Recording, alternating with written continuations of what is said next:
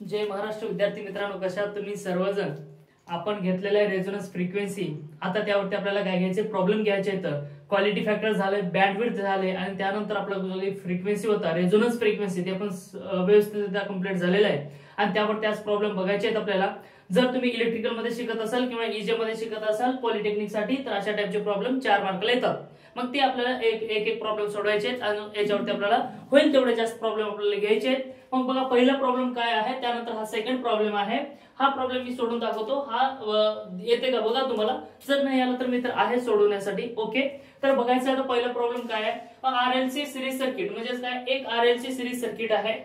RLC series circuit consisting of resistance 10 ohm, म्हणजे त्या circuit मध्ये रेजिस्टन्स दिलेला आहे 10 ओहम, इंडक्टन्स दिलेला आहे 0.1 हेनरी आणि त्यानंतर कॅपॅसिटन्स दिलेला आहे 10 microfarad is connected to 230 volt आणि 230 व्होल्टला काय केलेलं आहे, कनेक्ट केलेलं आहे. Variable frequency supply calculate.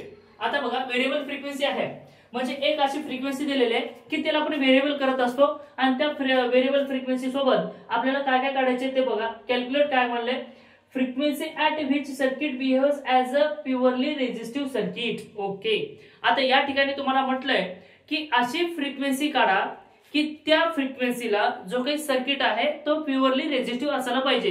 म्हणजे याचा अर्थ XL इक्वल टू XC असेल तर त्या ठिकाणचा जो काही इम्पिडन्स आहे तो इक्वल टू असतो रेजिस्टन्सचा आणि त्या ठिकाणचा पॉवर फॅक्टर कसा असतो, 1 असतो, युनिटी पॉवर फॅक्टर. म्हणजे अशी फ्रिक्वेन्सी काढा की त्या फ्रिक्वेन्सीला रेझोनन्स फ्रिक्वेन्सी आपण म्हणू. म्हणजे थोडक्यात रेझोनन्स फ्रिक्वेन्सी काढा म्हटलंय आणि त्यानंतर क्वालिटी फॅक्टर काढा म्हटलंय. ओके, मग बघा यामध्ये गिवन काय काय दिले आपल्याला काढून घेऊयात अगोदर. गिवन बघा काय काय आहे, गिवन डाटा. मग आता बघा गिवन काय काय दिलेलं आहे. फर्स्ट दिले आपल्याला रेजिस्टन्स, म्हणजे रेजिस्टन्स इक्वल टू किती आहे, 10 ओहम. ओके, त्यानंतर दुसरं काय, इंडक्टन्स दिले म्हणजे काय, L इक्वल टू 0.1 हेनरी दिले. ओके, त्यानंतर काय दिले बघा, C इक्वल टू 10 मायक्रोफॅरड. आता 10 मायक्रोफॅरड म्हणजे काय, 10 into 10 raise to minus 6 farad. Okay, म्हणजे मायक्रो म्हणजे काय, 10 रेस टू मायनस 6 असतो. आणि त्यानंतर जो काही व्होल्टेज दिले V इक्वल टू दिले बघा 230 आणि काढा काय म्हटलं आपल्याला बघा, व्हेरिएबल फ्रिक्वेन्सी सप्लाय आणि काढा म्हटलं आपल्याला frequency at which circuit behave as a purely resistive circuit. म्हणजे याचा अर्थ असा की अशी फ्रिक्वेन्सी काढा आणि त्या फ्रिक्वेन्सीला जो काही सर्किट आहे तो प्युअरली रेजिस्टिव्ह असायला पाहिजे. म्हणजे रेझोनन्स फ्रिक्वेन्सी काढायचं आहे आणि त्यानंतर काढा म्हटलं अजून आपल्याला फर्स्ट रेझोनन्स फ्रिक्वेन्सी आणि सेकंड काढा म्हटलं आपल्याला क्वालिटी फॅक्टर. ओके, बघा आता तुम्हाला फॉर्म्युला यायला पाहिजे. रेझोनन्स फ्रिक्वेन्सीचा फॉर्म्युला काय तुम्हाला चांगल्या प्रकारे यायला पाहिजे आणि मी व्यवस्थितरित्या आणि विथ एक आपलं काय म्हणतात त्याला आपण एक ट्रिक दिलेली आहे, फिर क्यू बेवफा. खतरनाक ट्रिक आहे, तिथे जाऊन तुम्ही बघा. ते फिर क्यू बेवफा आहे, व्यवस्थितरित्या आपल्या रिलेटेड, आपल्या जीवनाशी रिलेटेड आहे. त्यानंतर आपल्या या सिलेबसच्या रिलेटेड आहे. अशी मस्तपैकी एक स्टोरी सांगितलेली आहे, तिथे जाऊन तुम्ही बघा. आपल्याच चॅनलवरती आहे आणि त्या व्हिडिओची लिंक या व्हिडिओच्या डिस्क्रिप्शन बॉक्स मध्ये दिलेलं आहे, तिथे जाऊन तुम्ही बघू शकता. ओके, तर आपल्याला रेझोनन्स फ्रिक्वेन्सीचा फॉर्म्युला काय सांगा बरं. रेझोनन्स फ्रिक्वेन्सी इक्वल टू काय तो सांगा बरं. येते का तुम्हाला, यायलाच पाहिजे, मी चांगल्या प्रकारे शिकवलंय. 1/2 pi under route of LC होतं का. ओके, बघा FR equal to 1/2 pi under route of LC. हा काय होता, रेझोनन्स फ्रिक्वेन्सीचा फॉर्म्युला होता आणि आपल्याला काढायचा FR. मग बघा या ठिकाणी तुम्हाला काय काय दिलंय बघा बरं. सगळ्या गोष्टी आहेत का, 2 माहिती आहे तुम्हाला. मग काय अर्ध प्रॉब्लेम संपला ना, एकदम सोपा आहे. आणि असे प्रॉब्लेम आपल्याला MSBT याच्यामध्ये एक्झाम मध्ये 4 मार्काला असे प्रॉब्लेम विचारले जात असतात. यामध्ये बघा 2 पाय तुम्हाला माहिती आहे, L माहिती आहे का तुम्हाला, L ओके माहिती आहे. त्यानंतर C माहिती आहे का, यस C सुद्धा माहिती आहे. ओके, मग आपल्याला रेझोनन्स फ्रिक्वेन्सी काढता येतो, यस. मग काढा 2 पाय ऍज इट इज ठेवा अंडर रूट ऑफ L किती आहे, L बघा 0.1 किती आहे, 0.1 इंटू कॅपॅसिटन्स बघा काय, कॅपॅसिटन्स काय 10 मायक्रोफॅरड आहे. याचा अर्थ 10 into 10 raise to minus 6. Okay, मग जेव्हा तुम्ही याला कॅल्क्युलेट करता तर त्यावेळेस तुमची रेझोनन्स फ्रिक्वेन्सी येऊन जाते बघा 2 पाय अंडर रूट ऑफ याची अगोदर व्हॅल्यू काढा आणि त्यानंतर तुम्हाला हे व्यवस्थित काढता येईल. मग सांगा बरं काय, फटाफट कॅल्क्युलेशन करा. मी पण कॅल्क्युलेशन करून घेतो.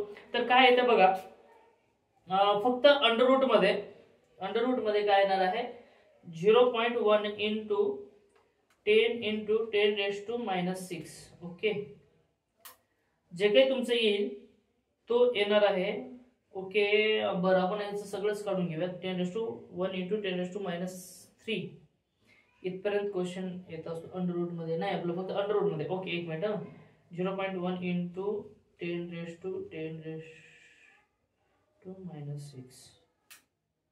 अच्छा, ही जी काही व्हॅल्यू येणार आहे तुमची डायरेक्ट 10⁻⁻6 येईल. मग याला तुम्ही असे घेऊ शकता 10⁻⁻6. मग हे आलेलं आहे 1 इंटू 10⁻⁻6. ओके, चालतंय. हा बरं, हे थोडंसं किचकट दिसालंय, आपण थोडं व्यवस्थितरित्या लिहू, कारण हा 10 आहे, इथं 1 येऊन जाईल. 1 इंटू 10⁻⁻6 एवढी व्हॅल्यू आलेली आहे. मग याला आता काय करायचं बघा, 2 इंटू पाय इंटू आन्सर जर केलं तर बघा काय येणार आहे.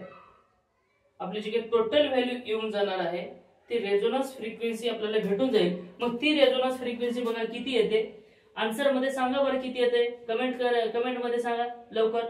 159.15. ओके, मग बघा जे काही तुमची व्हॅल्यू येणार आहे ती येईल 159.15 हर्ट्झ. बघा जे काही फ्रिक्वेन्सी येणार, जेव्हा तुम्ही याचे कॅल्क्युलेशन करता तेव्हा व्हॅल्यू येत असते 159.15 हर्ट्झ. मग ही आली तुमची काय रेझोनन्स फ्रिक्वेन्सी. आता काढायचं की तुम्हाला क्वालिटी फॅक्टर काढायचं आहे. मग रेझोनन्स फ्रिक्वेन्सी तुम्हाला भेटलेली आहे. मग त्यानंतर आता आपल्याला काढायचं काय, आपल्याला काढायचं आता क्वालिटी फॅक्टर. मग ते क्वालिटी फॅक्टर कसं येईल बघा बरं. क्वालिटी फॅक्टर काढायचं आपल्याला. मग क्वालिटी फॅक्टर काढण्यासाठी जे काही सेकंड आहे ते क्वालिटी फॅक्टर इक्वल टू काय फॉर्म्युला होता, 1/r √L/c. हा फॉर्म्युला आहे की नाही, मग ते फॉर्म्युला आपल्याला काय करायचं, पुट करायचं आहे. मग कसं करणार पुट बघा बरं. 1/r, r माहिती आहे का तुम्हाला, r माहिती आहे, हा माहिती आहे, किती आहे 10. ओके, √. आता L किती आहे बघा 0.1 डिवाइडेड बाय 0.1 हेनरी आहे ना, बघा बरं 0.1 हेनरी. ओके, आणि त्यानंतर कॅपॅसिटन्स किती आहे 10 इंटू 10 मायक्रोफॅरेड आहे ना, बघा बघा कॅपॅसिटन्स किती आहे, 10 मायक्रोफॅरेड, 10 इंटू 10⁻⁻6. मग ज्यावेळेस तुम्ही याची कॅल्क्युलेशन करता तर त्यावेळेस तुमचा जो काही आन्सर येणार आहे तो आन्सर येऊन जाईल बघा. काढू बघा, मी डायरेक्टली बुक मध्ये बघून सांगतो कारण आपल्याला वेळ लागलाय, तेवढाच वेळ आपल्याला वाचेल. तर किती येतो बघा 10, तो किती येतो बघा 10 येतो. किती, क्वालिटी फॅक्टर इक्वल टू 10.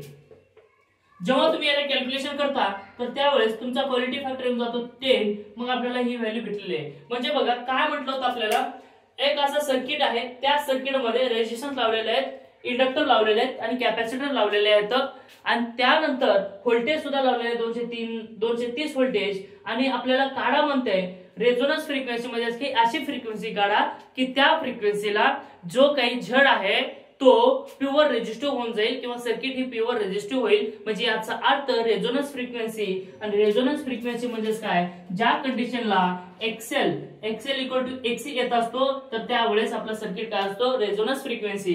आणि रेझोनन्स फ्रिक्वेन्सी म्हणजे एफआर, आणि एफआर ज्यावेळेस असतो त्यावेळेस आर इक्वल टू काय असतो झड. हे मी सांगितलेलं व्यवस्थितरित्या. तर आपल्याला एवढंच काढा म्हटलं तर 4 मार्काला बघा, हेला 2 मार्क भेटतात आपल्याला आणि ह्याला 2 मार्क भेटतात. क्वालिटी फॅक्टर आला 10 आणि त्यानंतर रेझोनन्स फ्रिक्वेन्सी सुद्धा आलेला आपल्याला किती 159.15. इथपर्यंत आपली जो काही व्हॅल्यू आहे ते ॲक्युरेट आहे. 4 मार्काला क्वेश्चन येत असतो. त्यानंतर दुसरा जो काही प्रॉब्लेम आहे ते आपल्याला काढा म्हणून सांगितलंय. मग दुसऱ्या प्रॉब्लेम मध्ये काय काय बघा बरं.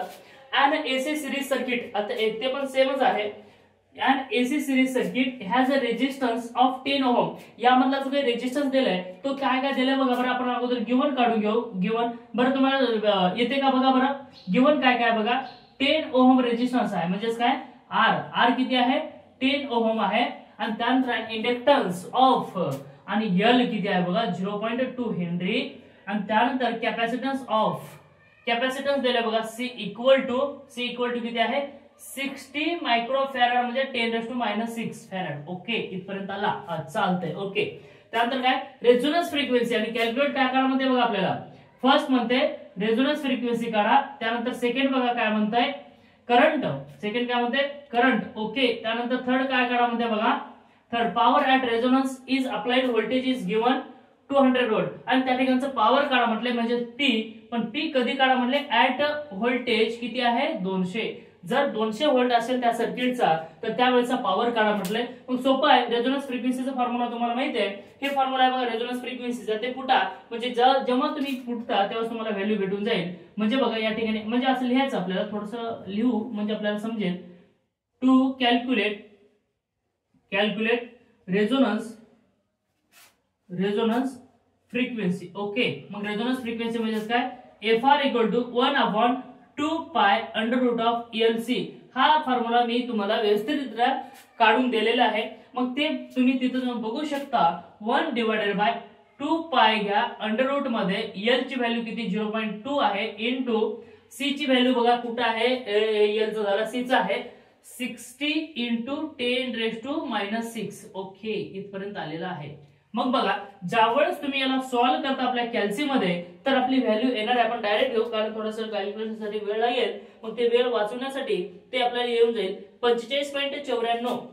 किती 45.94 ओके 94 हर्ट्झ इथपर्यंत आला आपलं काय. हा ओके, काय केलं आपण यामध्ये काहीच केलं नाही. हे जे काही फॉर्म्युला होते त्याच्यामध्ये प्रत्येक व्हॅल्यू आपली काय केले पुट केले. असे 4 मार्काला क्वेश्चन येतात आणि एमएसबीटी मध्ये आलेले आहेत. ओके, त्यानंतर जे काही दुसरा आहे हा पहिला झाला. त्यानंतर दुसरा काय म्हणते बघा, टू कॅल्क्युलेट करंट. आता काय टू कॅल्क्युलेट करंट. आता आपल्याला काय करायचंय, टू कॅल्क्युलेट करंट. मग करंट काढण्यासाठी I = फॉर्म्युला काय रे, I = V/R. बरोबर. आपल्याला जो काही I चा फॉर्म्युला आहे ना, I व्होल्टेज दिले का आपल्याला, हो दिले. ओके चालतंय.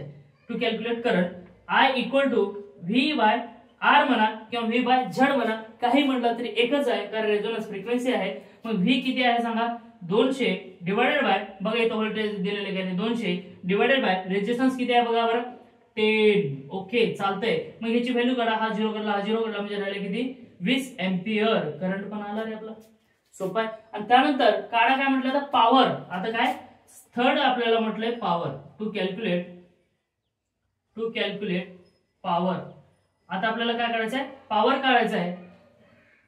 आता आपल्याला काढायचं आहे पॉवर. मग पॉवर काढण्यासाठी आपल्याला काय काय दिले बघा बरं, आपल्याला काय काय दिले. बरं, पॉवरचा फॉर्म्युला काय, P = VI cos φ. बाबू आता बघा cos φ. आता हे cos φ का बरं, पॉवर म्हणजे ऍक्टिव्ह पॉवर आहे. या ठिकाणचा जो काही पॉवर आहे तो कोणता आहे, ऍक्टिव्ह पॉवर आहे.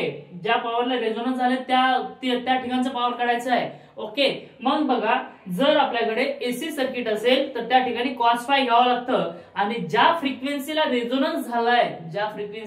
रेझोनन्स झालाय म्हणजे तिथला आपल्याला घ्यायचंय पॉवर. आणि पॉवर घेत असताना ज्या वेळेस फ्रिक्वेन्सी ही रेझोनन्स असेल तर त्या ठिकाणची सर्किट हे बिहेव ऍज अ रेजिस्टन्स. आणि रेजिस्टन्स झाला तर cos φ = 1. कारण रेजिस्टन्स मध्ये पॉवर फॅक्टर असतो युनिटी. म्हणजे याचा अर्थ आपण घेतो ऍट रेझोनन्स